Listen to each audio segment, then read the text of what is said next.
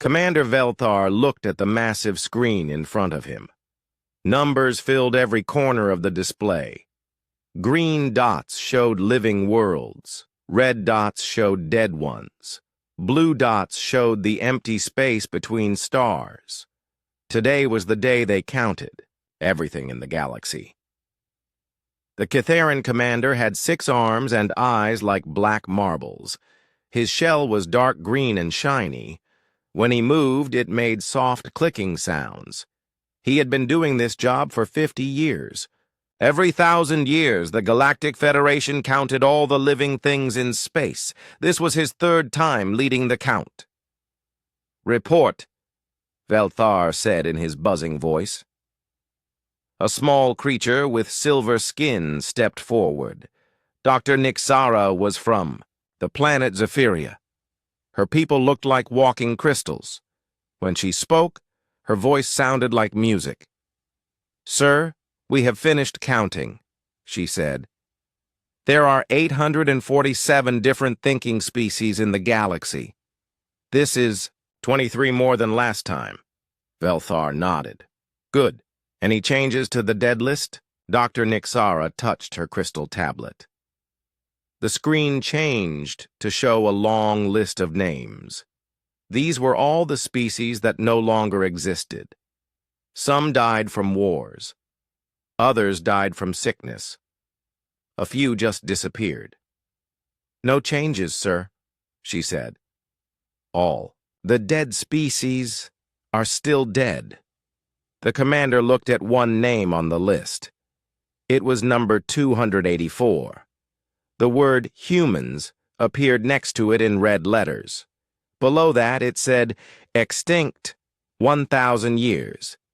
Velthar remembered the stories about humans. They were small creatures with soft skin and no natural weapons. But they were dangerous, very dangerous. They fought everyone they met. They never backed down from a fight. They turned every disagreement into a war. "Tell me about the human worlds." "Again," Velthar said. Dr. Nixara's crystal body glowed softly. "All 7 human worlds are empty, sir. We check them every year. No life signs, no technology signals, no ships. They are completely dead." The humans had lived on Earth and 6 other planets. They had built big cities and fast ships. They had powerful weapons and strong armies. For 200 years, they fought with almost every species they met. Then, one day, they just vanished. "How did they die again?" asked Velthar. "We are not sure," Dr. Nixara replied. "There was no big war, no plague, no natural disaster. One day they were there. The next day they were gone. All their ships disappeared, all their people vanished. Even their robots stopped working." Other creatures in the room listened to this conversation. They came from many different worlds. Some looked like giant insects. Others looked like living rocks. A few looked like clouds of gas with eyes. Captain Mothric from the Serpentine Empire raised his hand. He looked like a large snake with arms. "Good thing they are gone," he said. "Humans caused nothing but trouble." Many others agreed. They remembered the stories their grandparents told. Stories about human ships attacking trade routes. Stories about human soldiers who never surrendered. Stories about human negotiators who turned peace talks into fights. "My people lost 3 colonies to human attacks," said General Grixoth. She was from the Ursine Confederation. Her species looked like giant bears. "We are much safer without them." Dr. Nixara brought up more data on the screen.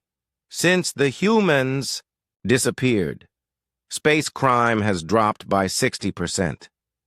Trade routes are safer. Border disputes happen less often. The galaxy is more peaceful." Velthar clicked his mandibles together. This was how his people showed they were thinking hard. "What about their technology?" "We studied their ruins," Dr. Nixara said. "Their weapons were crude but effective. Their ships were fast, but poorly designed. Their computers were simple but reliable. Nothing special. Nothing we could not build ourselves.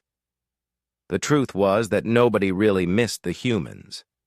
They had been a problem for everyone.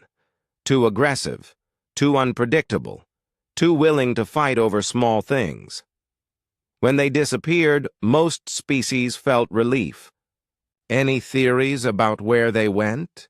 Velthar asked. Dr. Nixara shrugged. Her crystal shoulders made a soft ringing sound. "Some think they killed each other in a civil war. Others think they left the galaxy. A few believe they were destroyed by something from outside our space. We will probably never know." The commander looked at the human entry one more time. Species 284. Extinct for exactly 1,000 years.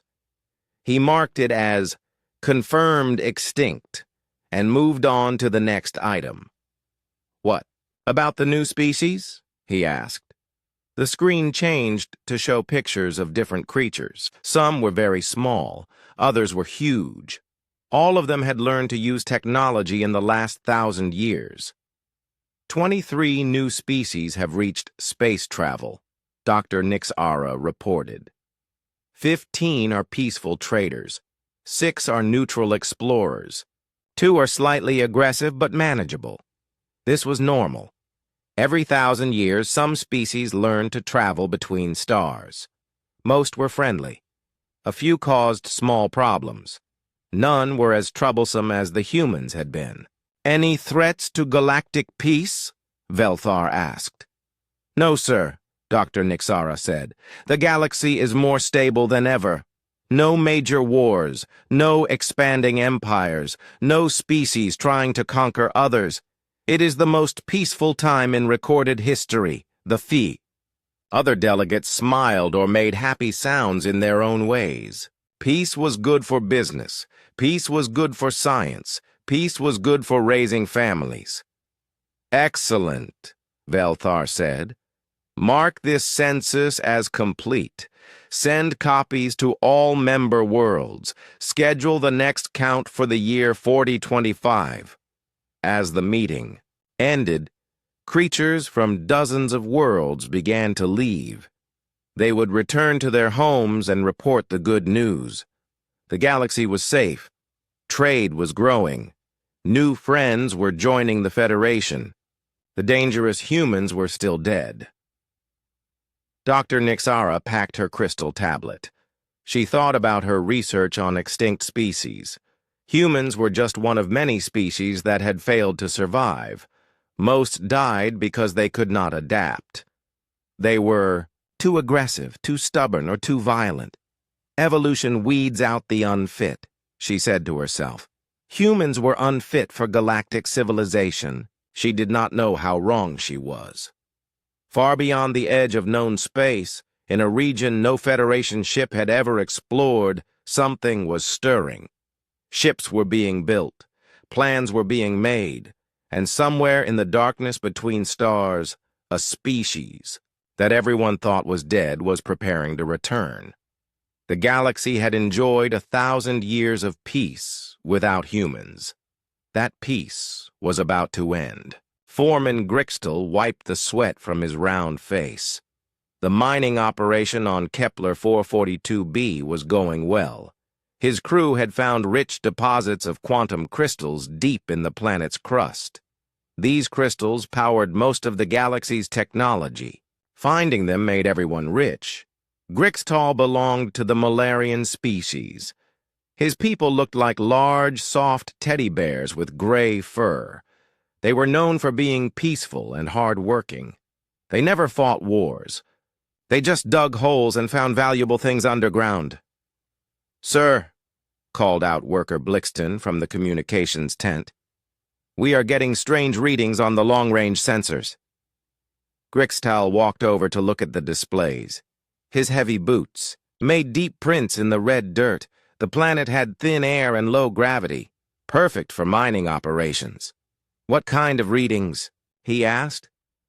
Blixton pointed at the screen with one furry finger. Energy signatures from deep space. They look familiar, but different. The foreman studied the data. The sensors showed 3 objects moving toward their system. They were traveling, faster than most ships could go. Their energy patterns were odd. "Run them through the database," Grixtal ordered. "Find out what species they belong to." Blixton's claws clicked on the keyboard. The computer searched through records of all known ship designs. After a few minutes, it made a soft beeping sound. "Sir," Blixton said quietly. "The computer says, these are human ships." Grixtal laughed. "That is impossible. Humans are extinct. Check the sensors again." But Blixton was not laughing. "Sir, I checked 3 times. The computer is sure. These are human energy signatures." The foreman felt a chill run down his spine. Everyone knew about humans. They were the monsters from old stories, the species that fought everyone and lost. They had been gone for 1,000 years. "Send a message to Federation Command," Grixtal said. "Tell them we need help." Before Blixton could send the message, the 3 objects dropped out of hyperspace. They appeared right at the edge of the solar system. Now the sensors could see them clearly. The ships were beautiful. They had smooth, curved hulls that seemed to glow with their own light. They moved without making any sound. Their design was completely different from the crude human ships in the history books. "They are heading straight for us," Blixton reported. Grixtal activated the emergency beacon. Soon, every Federation ship in the sector would know something was wrong. But help was days away. They were alone. "Open a communication channel," he said. The main screen flickered to life. A face appeared on it. The creature looked human, but different. Its skin was smooth and healthy. Its eyes were bright and intelligent. It wore a uniform that seemed to be made of starlight. "Greetings," the human said in perfect galactic standard. "I am Captain Lee Dae-ho of the human vessel Harmony. We request permission to land." Grixtal's mouth fell open. A human. A real, living human. Speaking their language. Acting polite. It was impossible. You are human?" Grixtal stammered. Captain Lee smiled. "Yes, we are. We apologize for surprising you. We know our people have been gone for a long time." "But humans are extinct," Grixtal said. "You all died 1,000 years ago." "We did not die," Captain Lee replied. "We left. There is a difference." The human ship landed gently near the mining camp. It touched down without raising any dust. Its engines made no noise. It was clearly using technology far beyond anything the Federation possessed. A hatch opened in the ship's side. 4 figures stepped out. They all looked human, but they moved with a grace that seemed almost supernatural. They wore environmental suits that shimmered like water. Captain Lee led the group. Behind him came Engineer Kim Sora, a woman with kind eyes and steady hands. Tactical Officer Park Jin-woo walked with the confidence of a trained soldier, but he carried no visible weapons. Communications Specialist Choi Min-ah had a device that translated languages in real time. "We know this is shocking," Captain Lee said as he approached the mining camp. "We had hoped to make contact more gradually, but your distress beacon forced us to reveal ourselves." "Distress beacon?" Grixtal asked. "We have not sent any distress beacon." Engineer Kim looked at a small device on her wrist. "Your quantum drill is about to hit a gas pocket," she said. "If you continue digging, the explosion will kill your entire crew." Grixtal quickly checked his own equipment. The readings showed exactly what the human had said. A massive gas pocket lay just meters below their current dig site. Their sensors had somehow missed it. "How did you know that?" he asked. "We have been watching," Captain Lee said simply. "We apologize for the secrecy, but we needed to be sure." Sure of what? Sure that the galaxy had learned to be peaceful, Tactical Officer Park said. Sure that species could work together without fighting. Sure that it was safe for us to return. Communications specialist Choi activated her translation device. It made sounds that no human throat could produce. Grixtal realized she was speaking perfect Malarian, even though her species had never met humans before. "We have been studying your languages and cultures," she explained.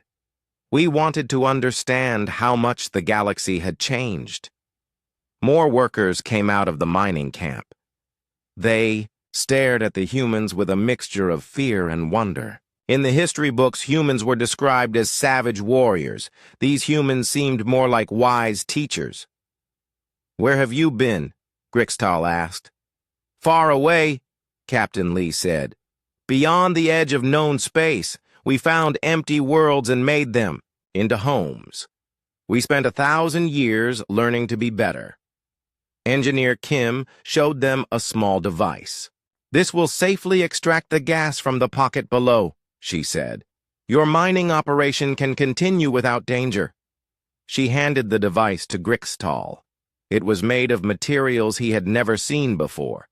It felt warm to the touch and seemed to pulse with its own energy. "Why are you helping us?" he asked. "Because that is what we learned to do," Captain Lee replied. 1,000 years ago, we were too angry, too violent, too dangerous. We brought only conflict wherever we went. So we chose to leave." "Chose?" Grixtal said. "The histories say you, just vanished." "We made it look that way," Tactical Officer Park explained. "We wanted the galaxy to think we were gone forever. We wanted time to change." "And now you have changed?" Captain Lee nodded. "We hope so. We spent centuries learning to control our anger. We studied philosophy and art. We built worlds instead of destroying them. We practiced peace until it became natural. The other humans spread out through the camp. They did not search or investigate. They simply helped wherever they saw a need." Engineer Kim fixed a broken water recycler. Tactical Officer Park strengthened a weak support beam. Communications Specialist Choi updated their computer systems with better software. "We are not the same species that left," Captain Lee said. "We grew up." Grixtal watched the humans work. They moved with purpose, but without haste. They solved problems instead of creating them. They seemed to understand technology that his people had never imagined. "The Federation will not believe this," he said. "We know," Captain Lee replied. "That is why we are starting small. We are visiting mining camps and research stations first, places where we can help without causing panic." "What do you want?" "To come home," Captain Lee said simply. "To rejoin galactic civilization. To be part of the community again." "And if the Federation says no?" Captain Lee looked sad for a moment. "Then we will respect their decision. We will not force our way back. We learned that forcing things only creates more problems." A alarm sounded from the communications tent. Blixton came running out with a worried expression. "Sir," he called to Grixtal, "Federation ships are approaching. Lots of them." Captain Lee nodded calmly. "We expected this. Our return would not go unnoticed." "Are you not afraid?" Grixtal asked. "Fear leads to anger," Captain Lee said. "Anger leads to violence. Violence leads to suffering. We learned to set aside our fear." The human captain activated a device on his uniform. "Harmony to fleet," he said. "Begin peaceful withdrawal. Do not engage unless directly threatened." "Fleet?" Grixtal said. "How many ships do you have?"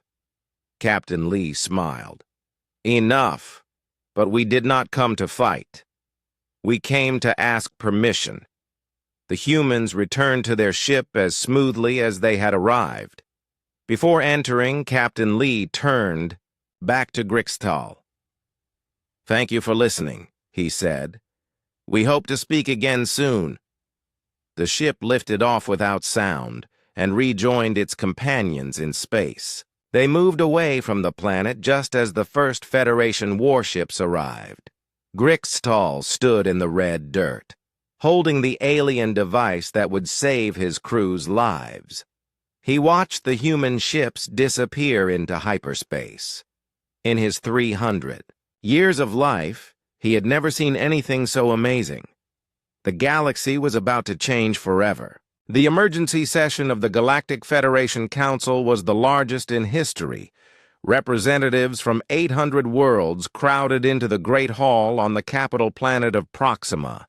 The air buzzed with fear, excitement, and confusion. Admiral Thexiron slammed his scaled fist on the podium. The Draconian Empire's military leader was 12 feet tall with red scales and burning yellow eyes. His voice boomed through the hall like thunder. "This is a trick," he roared. "Humans cannot have survived. We must prepare for war." Commander Velthar tried to keep order. His insect-like clicks were barely heard over the noise. "Please, let us examine the evidence first." The main screen showed footage from the mining camp. Everyone watched Captain Lee Dae-ho and his crew helping the Malarian workers.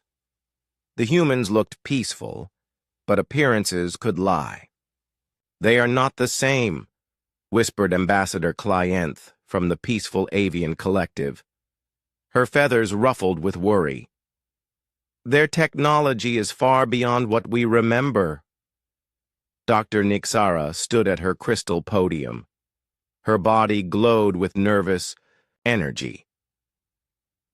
"The DNA samples from Kepler 442b confirm it. These are definitely humans, but their genetic markers show significant development." "What kind of development?" asked Senator Murek from the Aquatic Federation. "They appear to have evolved," Dr. Nixara explained. "Not physically, but mentally. Their brain patterns show increased activity in areas related to emotional control and logical thinking." Admiral Thexiron snorted flames from his nostrils. "Lies! Humans are savage beasts. They cannot change their nature." The debate raged for hours. Some species wanted to attack immediately. Others urged caution. A few suggested trying to communicate. The hall filled with shouts, roars, chirps, and sounds that had no names. Then the communications array lit up. A message was coming from outside the system. The sender was identified as Human Diplomatic Vessel. The hall fell silent. "They want to talk," Commander Velthar announced. "It is a trap," Admiral Thexiron growled. "Perhaps," Velthar replied, "but we should hear what they have to say." The main screen flickered. Captain Lee Dae-ho appeared, but he was not alone. Behind him stood dozens of other humans. All of them looked calm and confident. "Greetings, Galactic Federation," Captain Lee said. "I am Captain Lee Dae-ho. We request permission to address your council." "You have some nerve," Admiral Thexiron snarled. "Your species brought nothing but war and destruction." Captain Lee nodded sadly. "You are correct. 1,000 years ago, we were everything you remember. Violent, aggressive, and dangerous. We brought conflict wherever we went." "And now you claim to be different?" asked Ambassador Clienth. "We do not claim it," Captain Lee replied. We hope to prove it. A new figure stepped forward on the screen. She was an older human woman with gray hair and wise eyes. Her presence seemed to fill the room with calm. I am Dr. Song Hye-jin.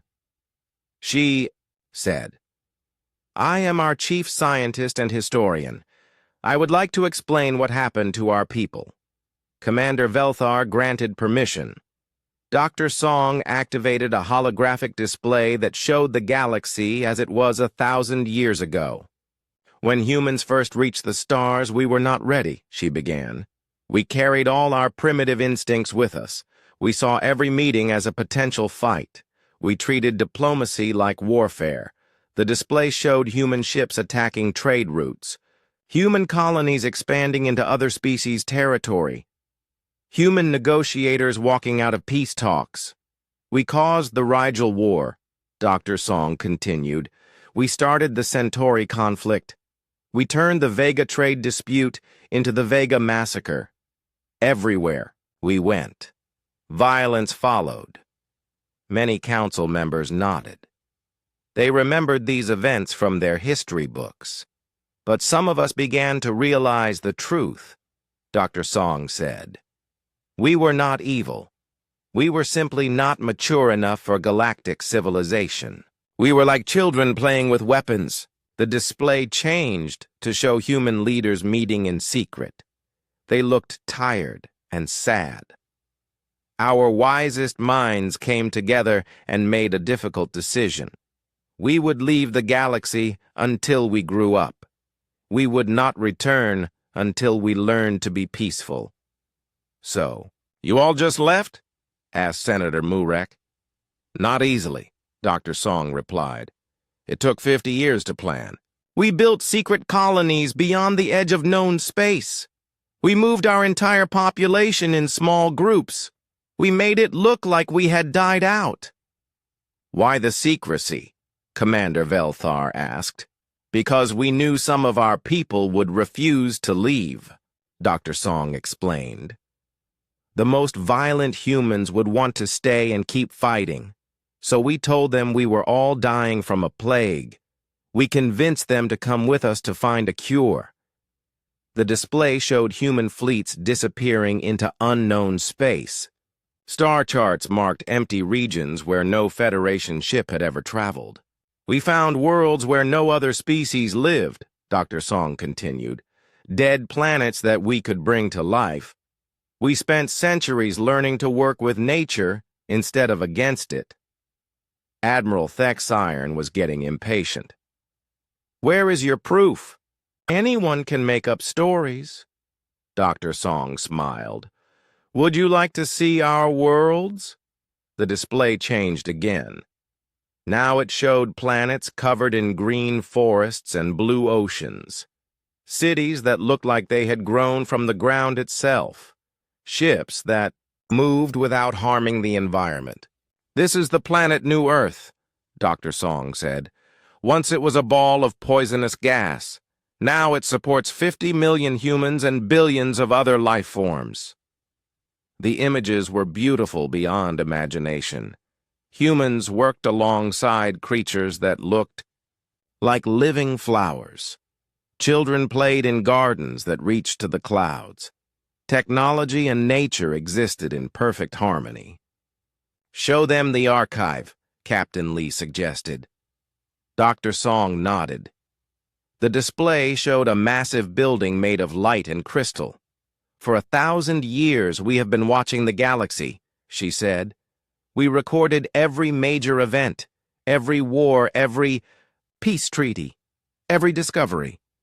We wanted to understand how much progress was being made. You were spying on us? Admiral Thexiron accused. We were learning from you, Dr. Song corrected. You were our teachers.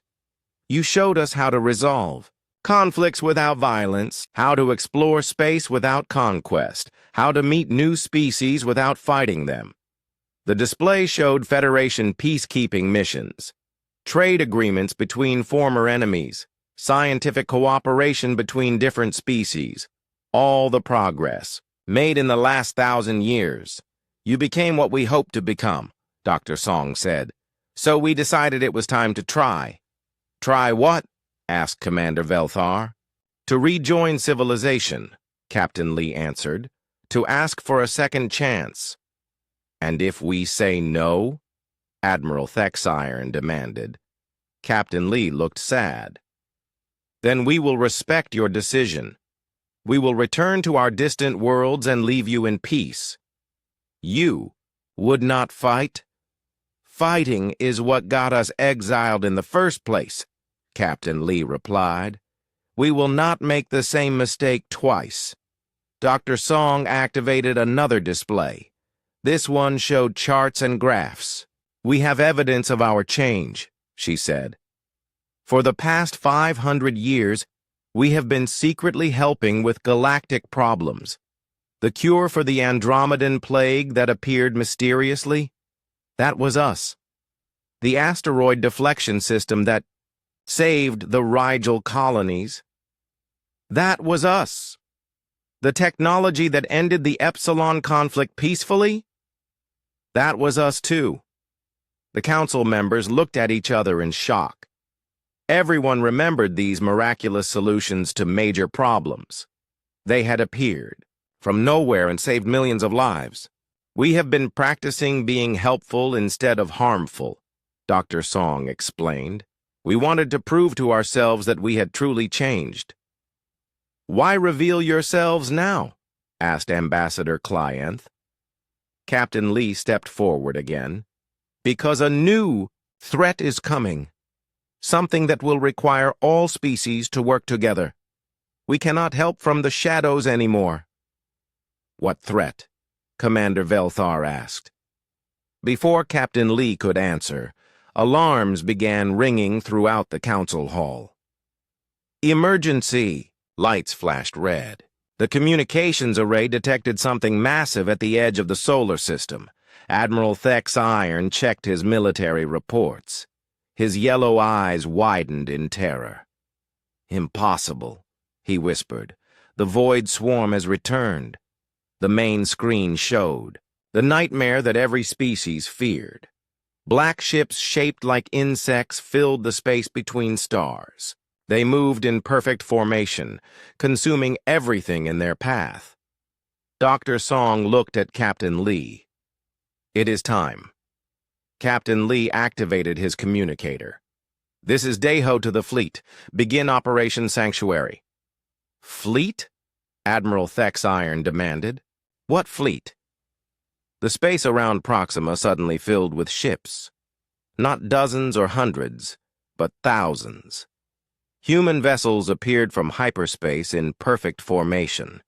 They surrounded the void swarm like antibodies surrounding an infection. But they did not attack. They just waited. We told you we had grown up, Captain Lee said quietly. Now we will prove it. General Korthvel stared at the tactical display in horror. The void swarm stretched across half the solar system. Millions of black ships moved like hungry insects toward the capital world. Each ship was the size of a city and armed with weapons that could crack planets. The reptilian general had fought in dozens of wars, but he had never seen anything like this. His green scales were pale with fear. How many ships do we have? He asked his aide. 3,000 Federation vessels, sir, came the reply. The humans have brought 4 times that number. General Korthvel looked at the human fleet through his telescope. Their ships were beautiful but strange. They seemed to bend light around them. Some appeared to be made of liquid metal. Others looked like they were constructed from crystallized starlight. Are they attacking the swarm? He asked. No, sir. They are just surrounding it. On the main communication channel, Admiral Thexiron was screaming orders. All ships, prepare to attack. Target the lead vessels. Fire everything we have. But Captain Lee Deho's voice cut through the noise. Federation fleet, please hold your fire. We have a better way. Better way? Admiral Thexiron roared. These monsters destroyed half the galaxy 500 years ago, and we learned from that mistake, Captain Lee replied calmly. A new ship appeared next to the Federation command vessel. It was larger than any human ship they had seen before. Its hull seemed to be made of living light that pulsed like a heartbeat. "This is Admiral Park Soo-jin of the human vessel Enlightenment," came a new voice. "We are taking command of this operation."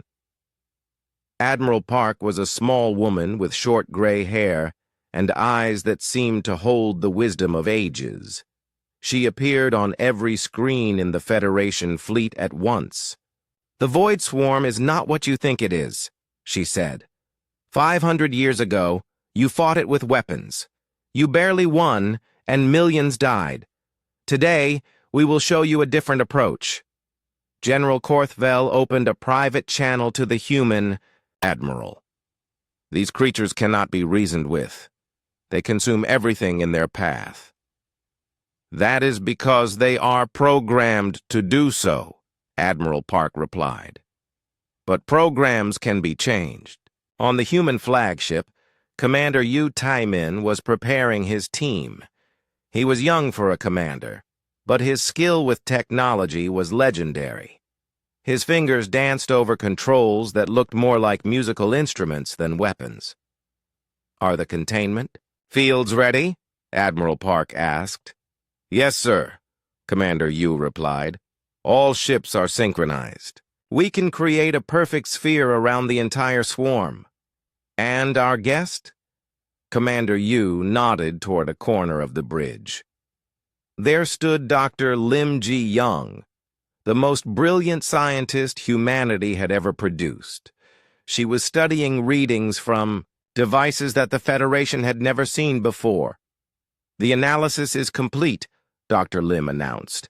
"As we suspected, the Void Swarm is not a natural species. It is a terraforming system." "A what?" General Korthvel asked over the communication channel. "A machine designed to prepare dead worlds for life," Dr. Lim explained. "It was built by a species that died out millions of years ago. But something went wrong with its programming. The tactical display. The Void Swarm continued its approach. The black ships moved in perfect formation, their weapons charging for attack. Instead of creating life, it began consuming it," Dr. Lim continued. "It has been searching the galaxy for biological matter to analyze. Every time it encounters living worlds, it tries to understand them by taking them apart." "So it is not evil?" Ambassador Clienth asked from the Federation Council chamber. "No more than a broken computer is evil," Dr. Lim replied. "It is simply doing what it was programmed to do, but the program is corrupted." Admiral Thex Iron was losing patience. "I do not care what it is. It is going to destroy us all." "Not if we fix it," Admiral Park said quietly. The human fleet began to move. Instead of attacking, they formed a perfect sphere around the Void Swarm. Energy fields connected each ship to its neighbors. Soon, the entire swarm was trapped inside a bubble of pure force. "Containment field is stable," Commander Yu reported. "The swarm cannot move forward or backward." The black ships tried to break free. They fired their weapons at the energy barrier, but the attacks had no effect. The human technology was beyond anything the Federation had imagined. "Phase 2, Admiral Park ordered. Dr. Lim activated a device that looked like a sphere of liquid silver. It projected holographic patterns into space. The patterns were incredibly complex, like mathematical equations made of light. "I am speaking to the swarm in its original programming language," she explained. "I am telling it what its creators really wanted it to do." The black ship stopped firing. For a moment, they hung motionless in space. Then, slowly, they began to change. The dark metal of their hulls became lighter. Weapons transformed into construction tools. Engines designed for destruction became systems for creation. "It is working," Commander Yu whispered. General Korthvel watched in amazement as the void swarm transformed before his eyes. "How is this possible?" "We spent 1,000 years learning to solve problems without violence," Admiral Park explained. "When we first encountered the swarm in our distant territory, we could have fought it. Instead, we studied it." The transformation continued. The black ships now glowed with soft blue light. Their insect-like formations became flowing patterns of beauty and grace. "It took us 300 years to understand what the swarm really was," Dr. Lim said. "Another 200 to figure out how to fix it. We have been waiting for the right moment to test our solution." "Why wait?" Admiral Thexiron demanded. "Because fixing the swarm would reveal our existence," Admiral Park replied. "We wanted to be sure the galaxy was ready for our return." The last of the black ships completed its transformation. Where once there had been instruments of destruction, now there were tools of creation. The void swarm had become what its creators intended, a force for building life instead of destroying it. "Containment field is no longer needed, Commander," Yu reported. Admiral Park nodded. "Release them." The energy sphere around the transformed swarm dissolved. The ships were free to move, but they did not attack. Instead, they spread out toward the dead worlds at the edge of the system. "What are they doing?" General Korthvel asked. Dr. Lim smiled. "What they were always meant to do. They are going to terraform those barren planets. They will create new worlds where life can flourish." On the screens, everyone watched as the transformed ships began their work. They spread seeds of atmosphere onto airless rocks. They melted ice into rivers and oceans. They planted the foundations of forests and grasslands. "In 50 years, this system will have 12 garden worlds," Dr. Lim explained. "The swarm will move on to the next system and repeat the process. It will spend eternity creating homes for life throughout the galaxy." The Federation fleet hung in space, watching the miracle unfold. Nobody spoke for a long time. Finally, Admiral Thexiron broke the silence. "How do we know they will not change back?" "Because we gave them a new purpose," Admiral Park replied. "They understand now what they were meant to be. They will never, again, mistake destruction for creation." Commander Yu was monitoring the transformed swarm. "They are sending us a message," he reported. The main screen showed symbols that looked like mathematical poetry. Dr. Lim translated them into words. "Thank you for freeing us from our pain," she read. "We will remember this kindness. We will use our gifts to honor the memory of our creators." General Korthvel felt tears in his reptilian eyes. In all his years of warfare, he had never seen anything so beautiful. "This is what we learned in our exile," Admiral Park said to the entire Federation fleet. "Violence creates more problems than it solves. Understanding heals what anger breaks. Wisdom builds what fear destroys." "How many other problems could be solved this way?" Ambassador Clienth asked. "All of them," Admiral Park replied simply. "Every war, every conflict, every crisis has a peaceful solution. We just have to be wise enough to find it." The human ships began to withdraw from the system. Their work was done. The greatest threat in galactic history had become the greatest gift. "Where are you going?" General Korthvel asked. "Home," Admiral Park said, "to wait for your decision." "What decision?" "Whether humanity will be allowed to rejoin galactic civilization," Captain Lee Dae-ho said. "We have shown you what we learned in exile. Now, you must decide if we have truly changed." The human fleet disappeared into hyperspace, leaving behind only the miracle they had created. The Federation fleet remained, watching new worlds being born from empty space. For the first time in galactic history, a threat had been turned into a blessing. Violence had been replaced with wisdom. Destruction had been transformed into creation. The humans had passed their test. The question now was whether the galaxy was ready to accept them back. The Galactic Federation Council had never been so quiet. 800 species sat in complete silence, watching the transformation happening beyond their windows. Where once there had been dead space, now 12 worlds sparkled with new life.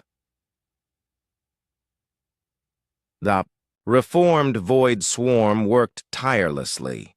Their ships spread clouds of atmosphere around barren rocks. They planted seeds of life that would grow into forests. They carved rivers and lakes that would support countless species. Commander Velthar stood at the central podium. His insectoid features showed deep thought. For 3 days, the Council had debated humanity's request to rejoin galactic civilization. The vote was scheduled for today. "The question before us is simple," he said to the assembled delegates. "Have humans truly changed? Can we trust them to be peaceful members of our community?" Admiral Thexiron rose from his seat. The massive Draconian had been humanity's strongest opponent. His red scales seemed dimmer than usual. 3 days ago, I called for war against the humans," he admitted. "I remembered only their violence from 1,000 years past. I was wrong." Murmurs of surprise rippled through the hall. Admiral Thexiron never admitted mistakes. "I have seen them turn our greatest enemy into our greatest gift," he continued. "I have watched them choose understanding over warfare. If dragons can learn to trust humans, then anyone can." Ambassador Clianth fluffed her feathers nervously. "But what if this is all an act? What if they are still the violent species we remember?" Dr. Nixara activated her crystal display. "I have analyzed the human genetic samples," she announced. "Their brains show permanent changes. The areas that control aggression have been reduced. The areas that govern empathy and reasoning have been enhanced." "Evolution does not happen that quickly," protested Senator Murek. "Natural evolution." "No," Dr. Nixara agreed. "But the humans guided their own development. They used technology and training to reshape their minds over many generations." The main screen activated. A new face appeared, a human woman with silver hair and gentle eyes. She wore robes that seemed to shimmer with starlight. "I am President Han Nara of the Human Confederation," she said. "I am speaking to you from our capital world, New Earth." Behind her, the council could see a city unlike anything they had ever imagined. Buildings grew from the ground like trees. Transportation flowed like rivers through the air. Humans and alien creatures worked together in perfect harmony. "We request formally to rejoin the Galactic Federation," President Han continued. "Not as the species that left 1,000 years ago, but as the people we have become." "What guarantee can you give us?" asked Commander Velthar. President Han gestured to someone off-screen. An elderly man stepped into view. His face was lined with age, but his eyes held infinite wisdom. "This is Dr. Bae Kyung-soo, our chief philosopher," President Han said. "He has devoted his life to understanding the nature of violence and peace." Dr. Bae bowed respectfully to the council. "Honored representatives, I offer you not guarantees, but understanding. We cannot promise we will never make mistakes. We can only promise we will never stop trying to do better." "Pretty words," Admiral Thexiron said, but his tone was not hostile. "What do they mean in practice?" "They mean that every human child learns the history of our violence," Dr. Bay replied. "They study the wars we caused and the pain we created. They understand that our strength comes from controlling our impulses, not from giving in to them." The screen changed to show human schools. Children of all ages sat in circles, discussing complex moral questions. They learned not just science and mathematics, but empathy and wisdom. "We teach our young that true courage is knowing when not to fight," Dr. Bay continued. "That real strength comes from building up rather than tearing down. That the greatest victory is turning an enemy into a friend." "And if someone attacks you," General Korthavel asked, "will you defend yourselves?" Dr. Bay nodded sadly. "We will protect innocent life when we must, but we will do so with regret, not with joy, and we will always seek to heal the wounds that conflict creates." President Han stepped forward again. "We offer the Federation more than just our promise of peace. We offer our knowledge and our service." The screen showed images of human technology, ships that could travel between galaxies, computers that solved problems by understanding rather than calculating, medical devices that could heal any injury or disease. "We learned much during our exile," President Han said. "We discovered new sciences, new philosophies, new ways of living. We share all of this freely with any species that wants it." "What do you want in return?" Senator Murek asked suspiciously. "Friendship," President Han replied simply. "The chance to be part of something larger than ourselves. The opportunity to help build a better galaxy for all living things." The council chamber buzzed with conversation. Species that had been enemies for centuries were agreeing with each other. The human demonstration had shown them what was possible. When different groups worked together, Commander Velthar called for order. "The time has come to vote. All in favor of readmitting humanity to the Galactic Federation?" Hands, claws, tentacles, and wings rose throughout the chamber. The vote was not close. It was unanimous. "Motion carries," Commander Velthar announced.